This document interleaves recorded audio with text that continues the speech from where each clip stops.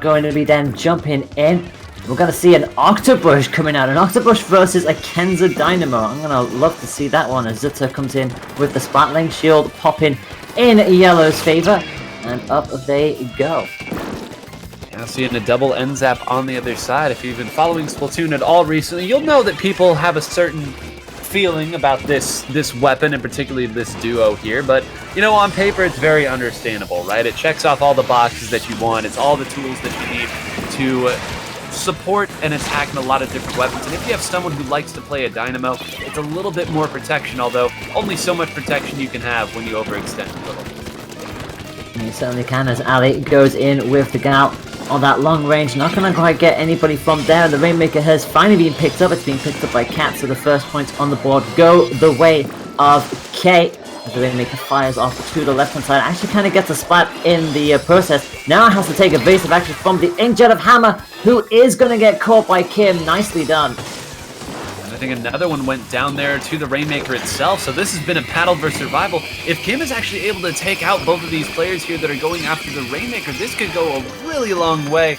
But credit Alley Cat there for moving in and getting taken out before getting taken out themselves. That's a really, really big deal because look at where they're going to have to dig that out of. It's not easy to move it out of there, get it over the block, back to the middle, all while not getting taken out yourself.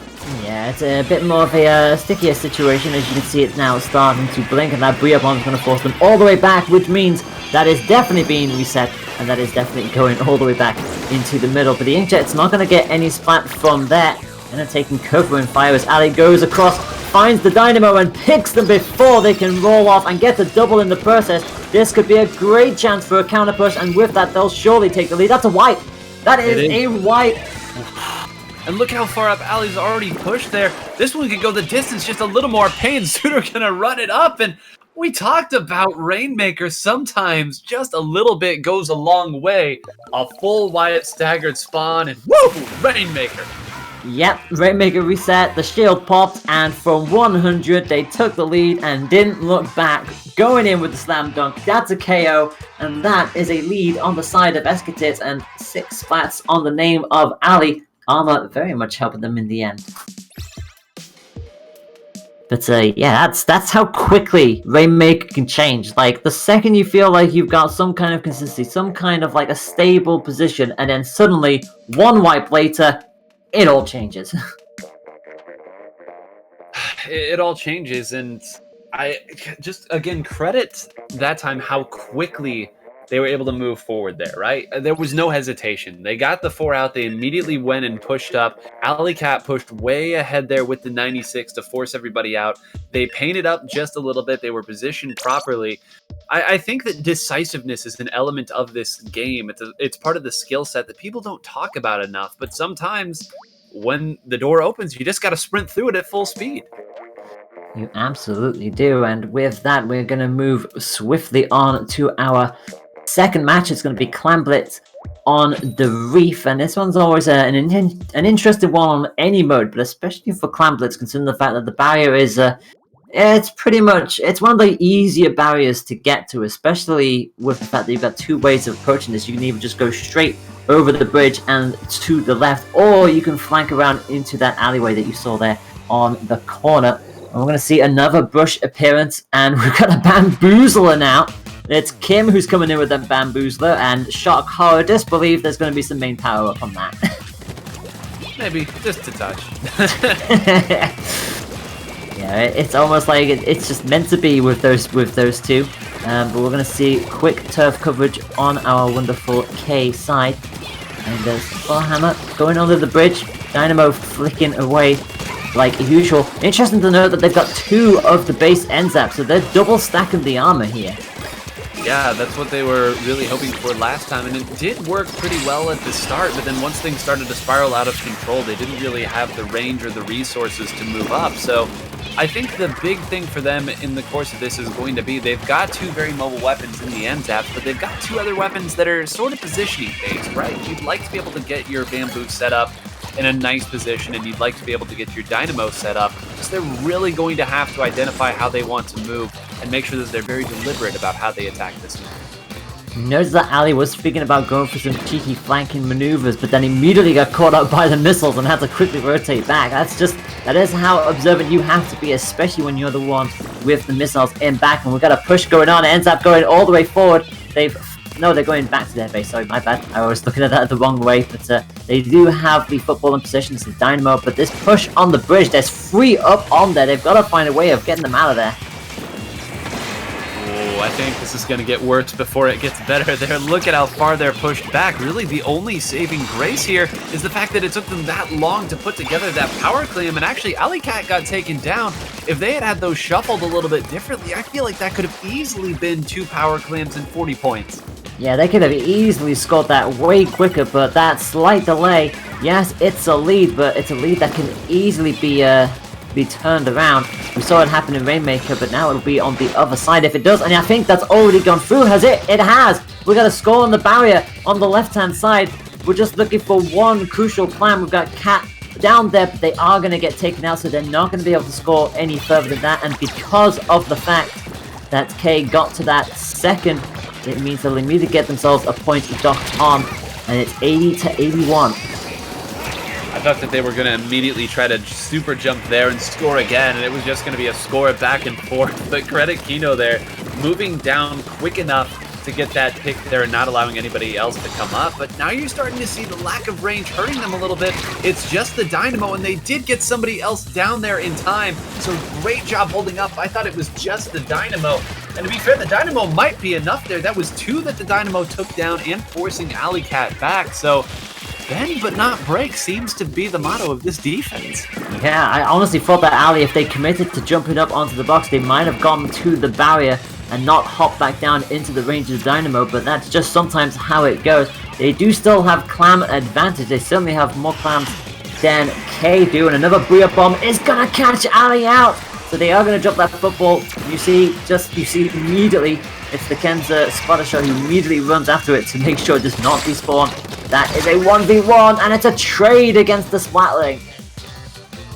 That's big there, because again, if that had gone clean, that would have allowed Cat to move up and go in and attack Rissa as well. You see right here, all this time, I've been very stunned at how well the green team is defended here, but that's all they've been able to do. It's taken all this play just to hold their base, and you see they really don't have any specials they're going to be able to push in. Even the Booyah Bomb is meant to be something that more sustains a push rather than goes in, and they're just holding on and hoping for an overextension from the other team.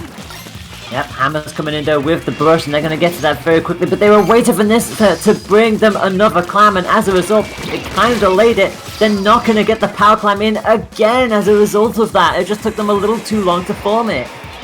Did, and Rissa sneaks in there and is able to score, so they did at least manage to convert that. And credit Zuda there for holding that position with the Booyah Bomb and then making sure that anybody who tried to sneak behind was going to get taken down because of that very heads-up play and solid positioning. It's going to be a lot more than just one power clam. That's more of a score right there.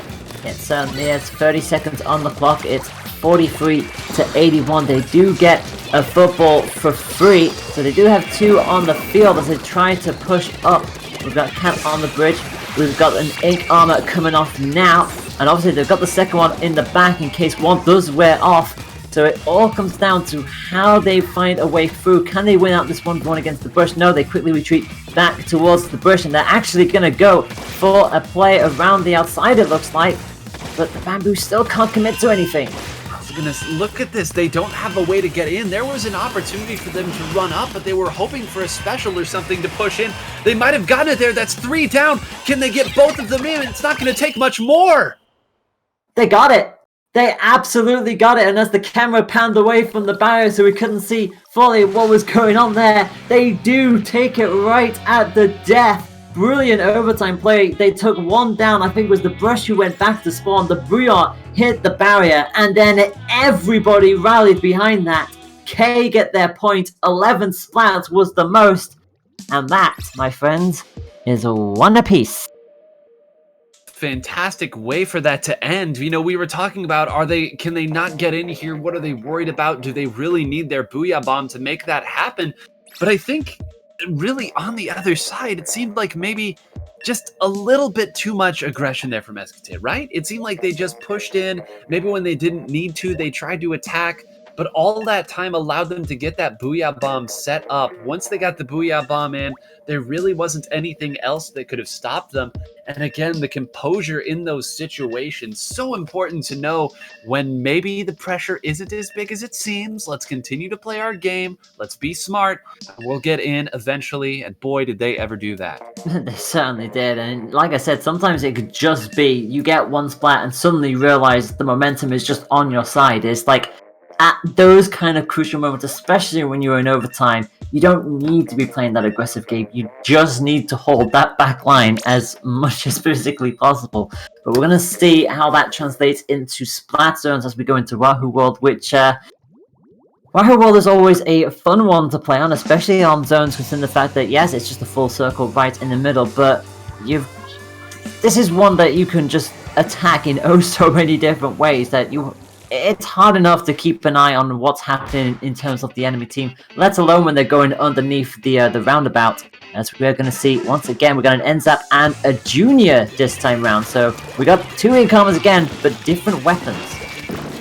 Different weapons here. One's going to be a little bit better at holding it off, and the fact that the Charger went down already is a little bit worrisome to me, because this is one of those maps where I feel that having consistent something on the zone is so important, and oftentimes that means the Charger continually shooting at zone, having bomb rush for zone, because it's actually a difficult zone to take just normally through the battle. And we see right there, you can take the zone pretty quick if you're just going to take everyone out with one inkjet.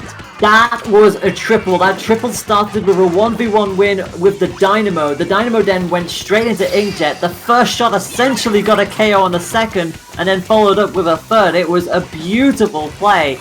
It was just absolutely beautiful, and it means that it ticks down past the 50 mark. A great start here for Esketit.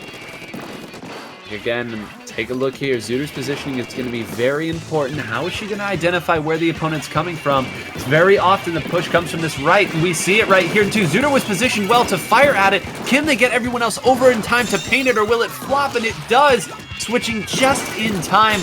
And I believe that Zooter had to back up, and that's what caused that there. She was positioned really, really well, but I just don't think they had enough resources there in the middle to hold that. But they get it back quickly enough that no harm, no foul. Yeah, I was going to say, they get the ink wall up as well, which immediately stops them from being able to do anything else, coupled with the Booyah Bomb and the Splashdown. And just like that, it's rotated straight back into Esketit's favor. I should also probably point out that it wasn't the Dynamo on the purple side, it was the Octobrush that popped in with the Inkjet, so even more crucial that they win out 1v1s in those kind of situations. Autobomb has been flung up and I think caught the Splatterscope unawares there. You hate to see that happen as the Booyah Bomb hits the zone, but Zooter has the whereabouts to immediately ink that over with the Splat Link. There just wasn't enough follow-up there, and right now Vanessa, I guess, man, that's gonna throw me off here. The Dynamo, will say, is able to at least get the Booyah Bomb out, but you see that it took 2 specials and 2 players in order just to do that, and now there's only 1 target for this Inkjet. Now I see, are they going to jump out? Maybe not, no. Going to try to get a shot. Yeah, play a very risky game being played right there, but didn't get taken out, and actually was able to get a pick on a super jump there, so actually a pretty great play there by the Splatterscope. But again, it just seems like it's taking so much even to flip the zone. Yeah, it certainly is, and Kim really has to pay a little bit more attention to the Splatterscopes. Does have the suction launcher ready to go, and they're slowly getting there, but the Octobrush pushed right up, wins out the 1v1. Did they get the second hit? No, they got taken down in the end. And this zone is going back and forth here. Booyah Bomb gonna stop it again, potentially, as they hit into penalty points, but they have to take it over now to reapply it, and they do so. They do, and then immediately one gets taken out. It's just pandemonium in the middle.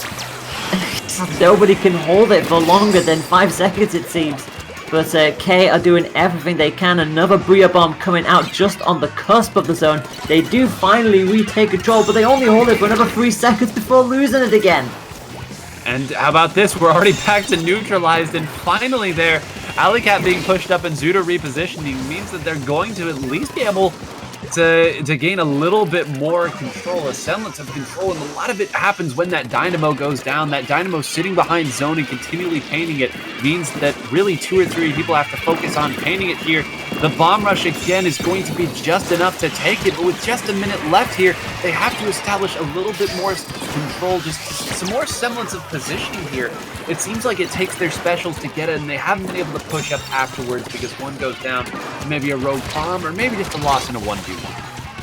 And most of the times it ends up being stuff like the Alpha or the Spartan that are just still sitting behind the line, just ready to ink back up. And Alicat got a flank of their own there, and I caught the lot of them by surprise. Back into control on the side of Esketit as 30 seconds approach, and they're almost past the penalty points yet again. The Spartan won't be able to hit Hammer from that range.